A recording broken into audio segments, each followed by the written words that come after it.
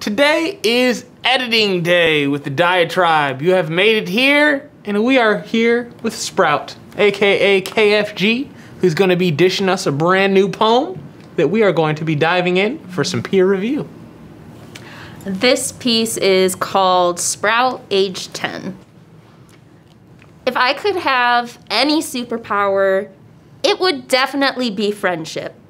If I had a friend, I would love them to itty bitty pieces so they would multiply and grow, and then I would have even more friends.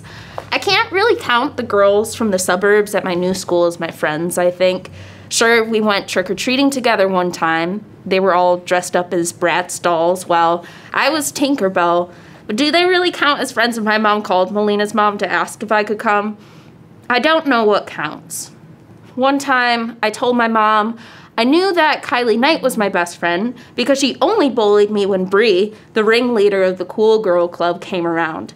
I was only invited into the club when they needed a bodyguard from their playground enemies and quickly kicked out when the threat disappeared. My mom said that is not what friendship is, but never explained what friendship is. To me, I imagine friendship is knowing you'll have somewhere to sit every day at lunch. Friendship is having someone to play pretend Pokemon with at recess. It's not being alone at recess after your sister moves to middle school. I think if I had a friend, I would be a super friend. I would love my friends like they were bunnies, because bunnies are soft and look like dandelion fluff, all full of wishes, but they're soft, so you have to be careful not to squeeze them too hard so they can keep breathing. If I were a friend, my shoulders would catch all my friends' tears. It looked like I've got sinking rowboats on either side of my ears. See, when you're the best of friends, or so I hear, you can't tell where one friend ends and another begins. It's like walking into a big ball of flubber and melting into it. Does that make sense? It's just like watching TV. I love TV so much my sister says I'm addicted to it. Because when you watch TV, you get to become another person for 30 minutes. Somebody braver, somebody who bounces back after being flat into a pancake, somebody with friends. You pretend for so long you forget you exist. It's like being a ghost, but not a scary ghost. If I were a ghost, I'd be Casper because he's the friendliest ghost. Most people wouldn't notice I'm there, floating over your shoulder, and I'd always be there because what else are ghosts supposed to do besides float? Ghosts have forever and forever to love and remember. So long, I bet they forget what it's like to have a body, what it was like for anything to exist, like skin that could keep them and their best friend apart. Woo! Aww. Little baby Sprout. All right, so I think what we'll do and what's good to do in any editing session is to have us first say some positive things that we liked about Sprout's poem, and then we can dive into some criticisms so they can work on a second draft. So do you want to start with positives? Yeah, we can absolutely. Yeah, absolutely. So the three positives that I wrote down is your ability to capture where you were at from the opening line. Through a majority of this poem, it really felt like you were your childhood self, which was absolutely beautiful. It has voice, and that's something that so many people fail to capture or bring to life, and you crushed it. Thank you. Number two, I love an ending with a graceful dismount that you never expect, and that poem had exactly that. I think far too many tie things up with a bow, but I really like that it was still something that felt like youthful you, and it was beautiful yet complex in ways. I think that ending was absolutely fire. Thank you. And the final one that I have is that piece, if I were a friend, my shoulders would catch all of my friends' tears. It looked like I've got sinking rowboats on either side of my ears. Yes, just flame. Yeah, just great job. I loved it. I was hooked to it.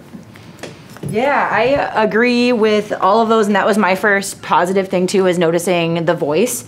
You did a really great job of capturing that innocence, and the longing was like super palpable, and Like, I just want to hug little baby Sprout, and like, I want to be your friend. Like, I'm like, why don't they have friends? I will be your friend.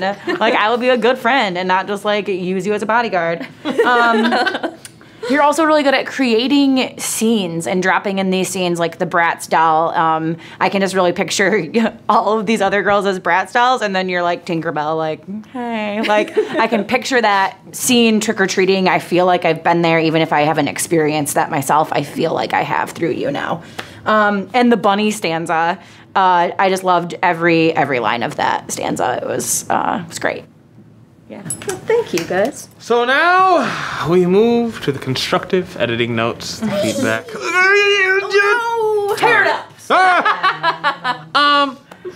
I would love to see that ending incorporated elsewhere, especially if it can not be all the way obvious. When you are sitting at that lunch table, I'm wondering, do you feel like you're looking over your own body? Like, how does it actually like feel? Or are you dying inside every time they treat you like a bodyguard? Like, I'm really curious about like those specific emotions and where they go and how you feel. Also, can that be tied into being a ghost without saying the word ghost? Also, can that idea of closeness be used in describing what friendship really should be? I know that you're brilliant, so you'll probably take that in whatever direction that you go in. Second editing note, what would your super name be?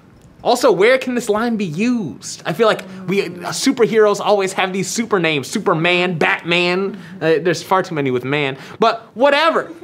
Throw in something super. Also, that Flubber line, as somebody who grew up a fan of Flubber, and I might be dating myself, what do you really, when you say that, like, what does this really mean? And could you explain what it means in a childlike way that really fits for those people that just hear Flubber and are like, what's a Flubber? What can be done with this to make it even funnier or lighter, but make people go, yeah, I've been there? That's my constructive feedback. Thank you. Yeah, some things that I have are, I love the superpower theme and friendship as a superpower. So I'm wondering if that can actually come up again sooner, because you kind of start with that and then it doesn't really come back, or it kind of hints at it but doesn't really come back. So maybe when you talk about being a bodyguard, is that like having super strength, or are there ways that you can talk about it there? When you're trying to figure out where to sit at lunch, maybe it's friend telepathy.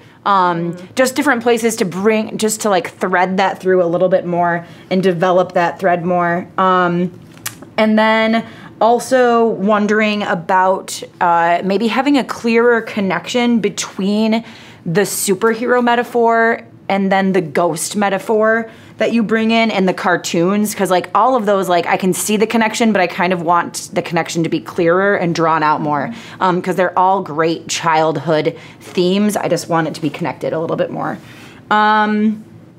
And again, the scenes, like I loved the Bratz doll scene. I feel like I want a few more moments where we're grounded and actually watching you interact with other children. Are you on the playground playing in a cape? Are you at a sleepover? I want to see just some more moments, and maybe there are positive moments in there where like you really did feel like a superhero in different ways, and maybe other bullying moments. Just showing us a few more of like, I know it can be hard to dive into, but maybe those moments of rejection, or just some more where we can see you interacting with other kids. Because yeah, it's all super powerful. I just want a little bit more.